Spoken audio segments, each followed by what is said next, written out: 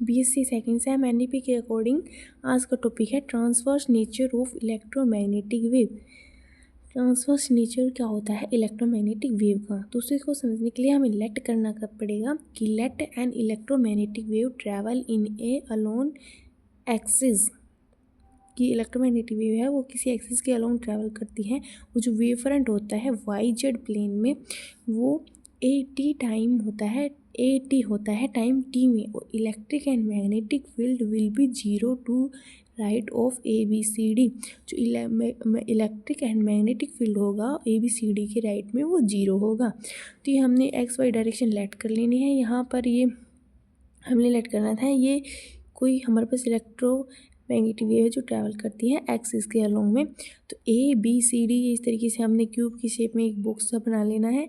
ये EX यहाँ पर होगा, इसकी डायरेक्शन होगी वो म्यूचुअल परपेंडिकुलर होगी। जो एन यूनिट वेक्टर से डिनोट की है, ये जो EX है ये इस तरीके से होगी, ये -x है, ये इसकी डायरेक्शन में ये परपेंडिकुलर होगी एन यूनिट वेक्टर के। इस तरीके से नाम दे देना है ABCD EFGH। ये इस तरीके से हमने करना है। ये t टाइम में यहाँ पर ट्रैवल करती है। तो आगे क्या है हमारे पास कि ये है हमारे पास but to the left of ABCD it depend on X and T not Y and Z। जो है हमारे पास ये जो इलेक्ट्रोमैग्नेटिक वेव है वो डिपेंड नहीं करती Y और Z प्लेन पे। ये क्या कहता है YZ प्लेन पे डिपेंड नहीं करती है, बल्कि ये डिपेंड करती है X पे, डिपेंड करती है X पे और T पे डिपेंड करती है। तो हम यहाँ पर गॉस लॉ का यूज़ करके हम टोटल इलेक्ट्रिक फ्लक्स जो है वो हमारे पास 0 आएगा। तो गॉस लॉ क्या कहता है कि line integral over close surface ABCD EFGH। ये हमारे पास क्लोज सरफेस हमने इसको लेट कर लिया है ABCD EFGH। तो ये क्या कहता है कि line integral over close surface E vector dot DS vector is equal to 0।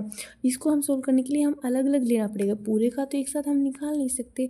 तो हम एक सरफेस का यहाँ पर लेंगे, जैसे ABCD का हमने लिया, फिर EFGH का हमने लिया, फिर HEAD का हमने लिया, GFBEBC का हमने लिया, फिर GCDH का हमने लिया, फिर लिया FEAB। इस तरीके से हम 6 फेस का अलग अलग निकालेंगे। तो ये हमने यहाँ पर लिया हुआ है line integral of ABCD E vector dot DS vector plus EFGH E vector DS vector. ये इस तरीके से हमने एक एक फेस का लिया है।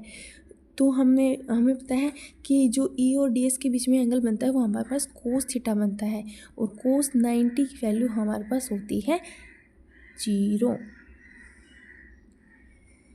तो जहाँ पर 90 डिग्री का एंगल बनेगा वो हमारे पास 0 हो जाएगा। लास्ट में हमारे पास आता है कि the pair integral such that they are normal to XYZ they not depend so they cancel out. ये जो है वो एक दूसरे पर डिपेंड नहीं करते हैं और वो कैंसिल आउट हो जाएंगे। तो हमारे पास लास्ट में बचता है line integral of ABCD E vector DS vector plus line integral of EFGH E vector dot DS vector is equal to 0। तो EX dy dz minus EX dash dy dz हो जाएगा 0 के। तो dy z यहाँ से cancel हो जाएगा, और जो EX है वो इक्वल आ जाएगा EX डैश के। और ये क्या कहता है हमारे पास electric field is constant alone X direction. जो इलेक्ट्रिक फील्ड होगा X डायरेक्शन के अलोंग में वो हमारे पास कांस्टेंट होगा। यही हमारे पास ट्रांसवर्स नेचर होता है इलेक्ट्रोमैग्नेटिक वेव का। Thank you. वीडियो अच्छी लगी हो तो लाइक करें, चैनल को सब्सक्राइब करें। Thank you.